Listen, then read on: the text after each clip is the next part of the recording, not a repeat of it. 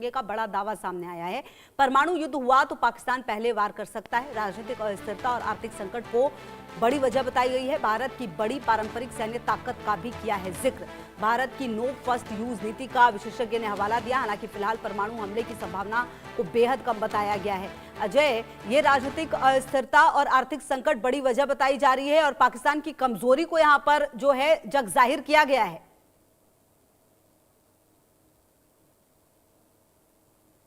खुशबू, सवाल दोहराइएगा।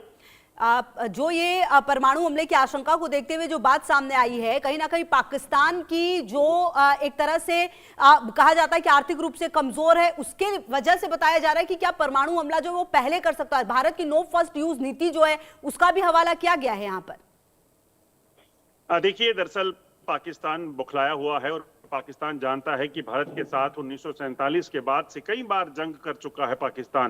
पाकिस्तान की तरफ से युद्ध किए गए, पाकिस्तान की तरफ से घुसपैठ की गई, पाकिस्तान की तरफ से प्रॉक्सी वॉर के लिए आतंकी भेजे गए, पाकिस्तान की तरफ से एलओसी और अंतर्राष्ट्रीय सीमा के इलाकों में फायरिंग की गई, करगिल की चोटियों पर जो है कब्जा करने का प्रयास हुआ। तमाम जगह पर पाकिस्तान को मुंह की खानी पड़ी है और इसी वजह से कहीं ना कहीं जो चीनी विशेषज्ञ है, और चीनी विशेषज्ञ पाकिस्तान के ज्यादा करीबी होंगे क्योंकि पाकिस्तान ने वहां पे इन्वेस्टमेंट की है, ये उन्होंने अपनी राय दी है या पाकिस्तान को सुझाव देने की कोशिश की है और कहा कि पाकिस्तान पहले हमला कर सकता है और अगर पाकिस्तान ऐसा कर सकता है तो फिर भारत के पास भी सभी ऑप्शन खुले रहते हैं। ऐसा नहीं है कि पाकिस्तान जो करना चाहता है या पाकिस्तान ही कर सकता है, क्योंकि अगर हथियारों की बात की जाए, परमाणु हथियारों से लेकर तमाम हथियार जो है भारत के पास है। पाकिस्तान इस वक्त कहां स्टैंड करता है ये दुनिया जानती है।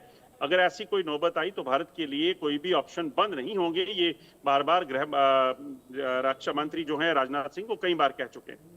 बिल्कुल, और कहीं ना कहीं देखिए अजय, जब ये चीनी विशेषज्ञ इस तरह की आशंका जता रहे हैं, लेकिन भारत के लिए भी ये क्लियर है, नो फर्स्ट यूज नीति तो ठीक है, लेकिन भारत अब वो बातें बर्दाश्त करने वाला नहीं है जो पहले कर लिया करता था। भारत अब घर में घुसकर मारता है, ये बात पाकिस्तान को भी बहुत बेहतर पता है। और परमाणु की बात करके पाकिस्तान अपने आप को बचा नहीं पाएगा और दुनिया के सामने भी ये नजर आता है कि किस तरह से वो आतंकवादियों को पालता है, पोसता है। जो सुनियोजित योजनाएं होती हैं उसकी बॉर्डर पर, वो भी दिखता है पूरी दुनिया को।